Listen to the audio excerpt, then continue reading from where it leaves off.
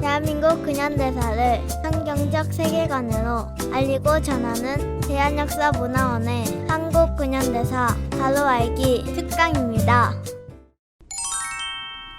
건국의 걸림돌, 공산폭동. 지난 시간 1948년 4월 3일에 일어난 제주 4.3 사건은 항쟁도 국가폭력도 아닌 50 총선거를 무산시켜 대한민국 건국을 방해할 목적으로 일으킨 공산폭동이며 무장 반란이라고 했습니다. 하지만 현재 4.3 사건은 폭동을 일으킨 가해자가 피해자로 폭도와 맞서 대한민국을 수호한 군인과 경찰은 가해자로 완전히 뒤바뀐 상태입니다. 오늘은 4.3 사건 역사 왜곡의 전말을 살펴보려고 합니다. 4.3 사건 역사 왜곡은 어떻게, 어디에서 시작되었을까요? 2000년 1월 12일 4.3 특별법이 제정되고 2003년 10월 15일 제주 4.3 진상보고서가 만들어졌습니다. 4.3 진상보고서는 이 왜곡을 주도한 매뉴얼이라 할 수 있습니다. 4.3 진상보고서가 말하고자 하는 핵심은 첫째, 4.3 사건이 국가폭력이라는 것이고 둘째, 4.3 사건에는 남노당의 개입이 없었다는 것입니다. 이 두 명제는 분명한 거짓입니다. 이 조작된 보고서의 등장 이후 4.3 사건은 폭동 반란에서 민중 항쟁으로 그 옷을 갈아입었고 이제는 대한민국 국민의 대다수가 4.3 사건을 민중 항쟁으로 받아들이게 되었습니다. 더 가가는 대한민국의 헌법을 수호하고 대한민국의 정체성을 지켜야 하는 대통령마저 4.3 사건 왜곡에 적극 동참했다는 것입니다. 노무현 전 대통령은 2003년과 2006년 두 번이나 공식적인 자리에서 4.3 사건을 국가 권력의 잘못이라고 말하며 사과한다고 했습니다. 도대체 무엇을 왜 사과한다는 것일까요? 2018년 문재인 전 대통령 역시 4.3 사건은 국가 폭력이었다며 사과한다라고 말했습니다. 도대체 두 분의 전 대통령은 누구를 적으로 생각하는 것일까요? 제주 4.3 사건은 공산주의자들이 일으킨 공산폭동이며 반란이었는데 어떻게 두 분의 전직 대통령이 생명을 걸고 나라를 지킨 공권력을 죄인으로 매도하고 공산폭도편에 서서 4.3 사건을 해석하고 가해자를 두둔하는 것인지.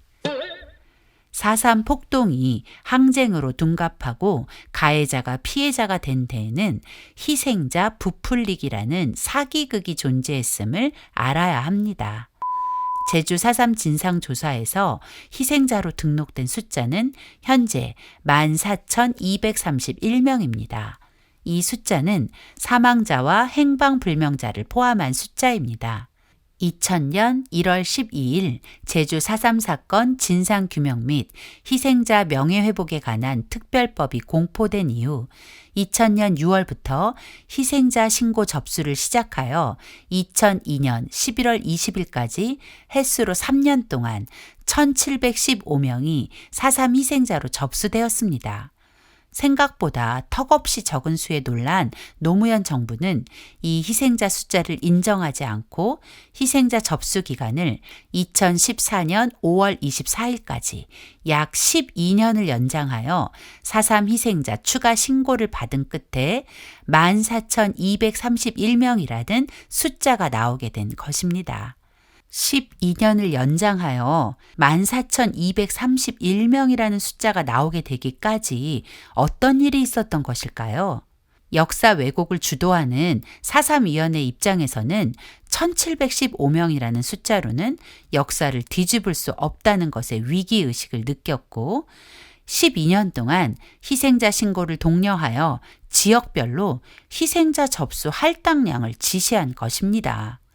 제주도에서 읍면으로 다시 읍면에서 동네별로 희생자 신고 할당량이 내려지자 동네 이장들은 4.3 사건 당시 죽었다는 사람은 무조건 희생자로 신고하는 어처구니 없는 일이 벌어졌고 그렇게 1715명에서 14,231명으로 4.3 희생자가 불어나게 된 것입니다. 즉, 4.3 사건 당시 병에 걸려 죽거나 사고로 죽어도 이사를 가도 하물며 그들이 폭도였다 해도 죽기만 하면 희생자 명단에 들어갔다는 뜻입니다. 그러다 보니 가해자와 그 가족들이 희생자로 둔갑하고 4.3 사건과 무관한 사람도 4.3 사건의 희생자가 된 것입니다. 이것이 사기가 아니면 무엇일까요? 더구나 국가가 주도한 사기극이라니 정말 어처구니 없습니다. 뿐만 아니라 1948년 12월부터 1949년 7월까지 4.3 사건으로 군법회의에서 처분된 수형인 명부를 보면 남로당 반란군으로 군법회의 재판을 받은 2,530명이 기록되어 있습니다. 이 중 18명이 4.3 당시 재판 기록 없는 약식 재판으로 억울한 옥살이를 했다며 재심을 청구하였고 2018년 제주지방법원은 재심 개시를 결정했습니다. 사실 이들은 명백한 남로당 반란군임에도 공소장이나 공판 기록, 판결문 없이 수형인의 신분으로 교도소에 구금됐었다는 이유를 들어 재심을 청구했고 제주지법은 당시 재심 청구인들이 교도소에 구금된 것이 유죄 판결에 의한 것인지 군경의 임의적인 처분으로 불법적인 구금이 이루어진 것인지 의문이 있을 수 있다며 재심 개시를 허락한 것입니다. 그리고 2019년 8월 21일 제주지방법원은 남로당 반란군 18명에 대해 국가가 53억 4천만 원을 지급하라는 판결을 내려 폭도들에게 국가가 보상을 하는 어처구니 없는 일이 벌어졌습니다. 군법회의를 통해 수형인 명부에 이름이 오른 반란군을 피해자로 만들어 돈까지 지급한다는 것을 여러분은 납득하실 수 있을까요? 반면에 반란을 수습한 사람들에게는 학살자라는 억울한 누명을 씌우는 지경에까지 이르렀습니다. 4.3 사건 당시 수습 임무를 맡고 조선경비대 11연대장으로 1948년 5월 6일 제주에 부임한 박진경 대령은 일반 주민들을 남로당 무장세력과 떼어놓는 선무 작업에 주력했습니다. 4.3 사건 초기 많은 주민이 여러 상황에 떠밀려 한라산으로 들어간 상태였고 폭도들 역시 한라산 자락에 숨어 군경과 대치하는 상태였습니다. 폭도들이 일반 주민과 섞여 있는 상태에서 폭도 소탕은 불가능한 것이었습니다. 그래서 박 대령은 폭도들의 토벌보다는 입산한 주민들의 하산 작전에 중심을 두고 주민들을 남로당 무장 세력과 분리해 일반 주민 구출에 힘을 다했습니다. 박 대령의 이런 시도로 폭도들의 입지가 좁아지자 남로당은 문상길 중위에게 박 대령 암살을 지시했고 박진경 대령은 6월 18일 새벽 남로당 프락치 문상길 중위에 의해 목숨을 잃게 되었습니다.